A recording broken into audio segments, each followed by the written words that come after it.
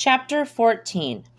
Oh, thank Merlin. Liam sighed as Hermione and Draco walked through the door. Liam, don't say that. You say that all the time. I'm older. I'm your mother. That's not a very good reason to do something. Well, it's my reason, so don't say that. How was your weekend? Well, Uncle Harry set the waffles on fire. Albus tried to hypnotize me, some muggle thing he learned about, and then they both cried at a movie about a fish. But I guess no one lit me on fire, and he didn't succeed at hypnotization, and I didn't cry. So you could say it was a success. Brilliant. I'm so glad you had a good weekend, Hermione gushed. Is that what you heard from what I said? Liam said snarkily. God, he is your son, Hermione rolled her eyes. Are you guys together yet? What do you mean, bud? Are you dating now? That's the point, right? The reason I suffered through this weekend? Oh, Liam. Hermione drifted, panicking as she looked at Draco. Let me talk to Uncle Harry real quick. We are going to head over to the manor here in a moment, okay? So that's a yes? Flew home with Draco. We'll talk in a minute. Hermione walked through Grimmauld Place and finally found Harry on the back porch watching Albus as he ran around the yard. Hi, Harry. What's Albus chasing? Nothing. Literally nothing. He's just running. Merlin, our children are so different. My child can hardly spell his name. Yours is reading books I read in 4th grade. He is brilliant, Miney, honestly. Hermione laughed. Albus is wonderful. Don't forget, Liam also comes with a dose of snarkiness and a handful of self-righteousness. How could I? He grinned at her. You seem like you've been thoroughly shagged. You're welcome. Harry Potter! I'm just saying, I've been completely berated and challenged all weekend so you could get laid, while I, the poor chosen one, have not been laid in at least 3 weeks. It's not right, he pouted. Well, Draco wants to go public. What should I do? What will Seamus think? Oh, piss off, she laughed. I think you have always secretly cared what other people think. We all do, but you need to let it go. Who gives a shit? You could miss out on 100 happy years if you keep caring. Think of the sex. Ginny's voice rang, both of them snapping to the incoming noise. Don't go another 5 years without it. You can't do it, Ginny said in a strict voice. Hey, babe. Harry laughed and kissed her lightly. How do you guys keep it together after almost 10 years of marriage? You know, I think it's funny. People always say the amount of time, like that makes it harder. Marriage is hard. It doesn't matter how long, because you give a part of yourself to another person.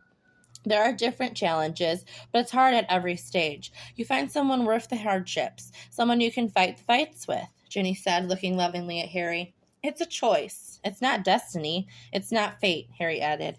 Trelawney would spit if she heard you all say that. I better go. Thanks for everything, Potters. The 3 of them sat around the fireplace in the library. Liam seemed bored, Hermione was panicky, and Draco calm. So I know this has been a rather quick couple of months, but yes, your dad and I have started to see each other. Obviously, in a tone that mimicked Severus Snape. Do you want to talk about anything? I don't want us to move. I understand, honey, but there are different levels of relationships, and Draco and I are just starting to date, so we will be moving out. Liam started protesting quickly, and she cut him off. I have my own reasons, Liam. We aren't living here, she said firmly. The townhouse in London was honestly charming. It was brightly decorated, 3 bedrooms, and had a flue and wards already established. Why do you have this? Hermione asked, poking around while Liam chose his bedroom. I also had issues with the manor after the war. I didn't stay there for a long while. When my parents retired to the country, I finally moved in. This doesn't seem your normal style. Pansy decorated it for me. I'm rubbish at all that. There was that blasted name again. Pansy. He said it breezily as could be. Granger. Yeah? You're snarling, he said, laughing. I told you, Pansy is just a friend. I know. Speaking of which, I'm thinking of throwing a little soiree at the manor this upcoming weekend. We can invite our friends and show off Liam properly. Would that be all right? Oh, of course, if you want. Hermione was inwardly panicking. Brilliant. I'll set the whole thing up. Nothing over the top, just dinner. Why do I have a feeling that just dinner means something completely different at the manor? Hermione knocked for the umpteenth time on her parents' door. She was surprised when her mom opened the door, sans crutches. Mom, how's the packing? She looked around like she was a guest in their lives. I remember something. What? Hermione whipped around. Dragon Alley, I think. I remember. I took you there. You were so small, and there were the strangest things in the shops. I think I remember it. Hermione's heart was pounding, knowing she was talking about Diagon Alley. It was the smallest thread, something she could build on. She had to get her mom to see reason. Mom, please, can I just try one thing? I think I can. No, Hermione, no. God, seriously. She had a flash of anger that she didn't expect. Why are you being so stubborn? You could remember me. You could love me. Hermione, of course I love you. Yeah? Why don't you care that I never bring your grandson? Why don't you care that I stop by only once a week? My parents, the ones who loved me, they wanted me all the time. I get it, you're weary, but I can fix this. I'm better now. I'm 10 years better. I can fix this. You'll remember me. Why won't you let me fix this? She was almost hysterical as her mom wrapped her arms around her daughter. Hermione felt 10 years old. It's not meant to be fixed, Hermione. We aren't supposed to know about this world. Just let us live in ignorance. Let us forget. Let us love you and forget the rest. That's not possible. Don't you understand? You can't forget a whole part of me. You used to love it. I'd come home and show you my tricks or my new wizard wheezes, and you loved them. They are a part of me now, and you wanting to throw them aside, that's throwing me and Liam aside. Stop. Just stop. Stop making me feel guilty because of a decision I didn't make. Her mom spoke sternly. I understand you feel bad, but I don't deserve to feel guilty because of it. You made the decision without your father and I, and it ended poorly. Please respect our decision to not include magic in the rest of our lives. So you are going to shut out myself, Liam, and any future grandchildren? You will punish me for the decision I made the rest of my life? I was just trying to protect you. Her voice was climbing to an angry octave she wasn't used to using on her mother. Stop thinking of this as a punishment, Hermione. It's selfish. The world does not revolve around what you want. What are you trying to destroy your happiness just to keep ours alive? We are simply making the decisions we believe are right in this moment. I'm sorry if it's not what you want. You are choosing this, Hermione said, shaking her head. I'm sorry you feel that way. I hope we can find a way to make this right for all of us, not just for you. Hermione's first day at the ministry went rather smoothly. She had been inspecting this beautiful necklace from Malfoy's vault. The curse on it was untraceable. They created a dummy of sorts where they could see the symptoms of the curse on a non-living entity.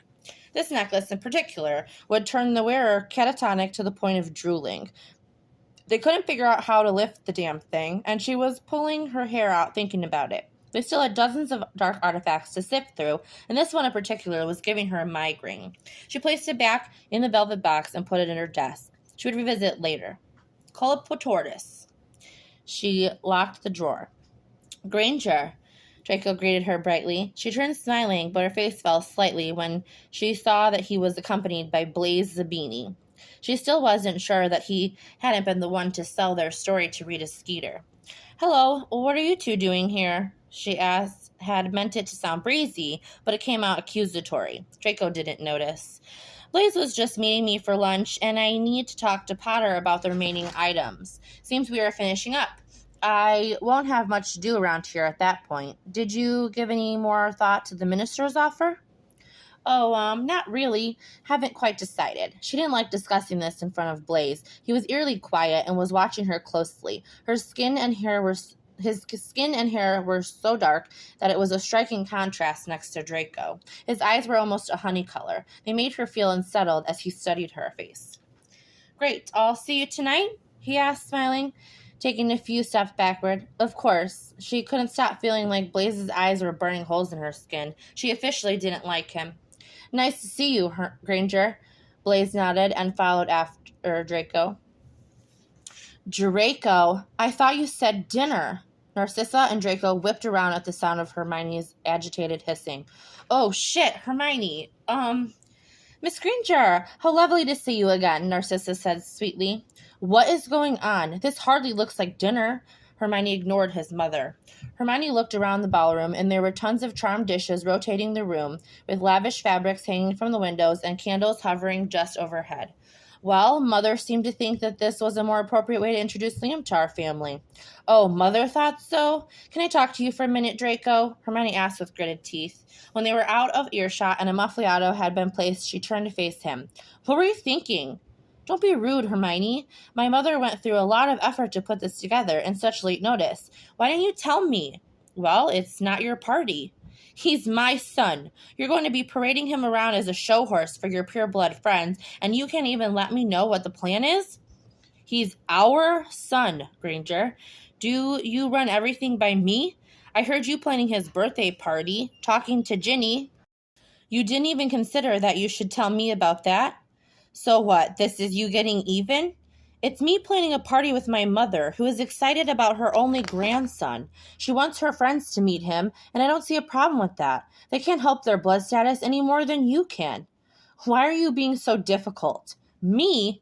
You are the one who is keeping me out of everything to do with Liam. You barely let me scratch the surface with either of you. I want to be a part of this family, and you seem to be doing everything you can to keep me at wand's length. Draco, that's not true. I'm just not good at all of this. Well, work on it. I'm sick of being treated like an invader in my son's life. I'm not going anywhere. There's a dress in your old room. If you don't have anything to wear and dress robes for Liam, please be kind to my family. You shouldn't even have to say that to me. Hermione was hurt that he would think he needed to. You're right. I shouldn't. He didn't say it rudely, just bluntly. Draco returned to his mother, and Hermione's shoulders slumped. She was sure making a mess of all of this.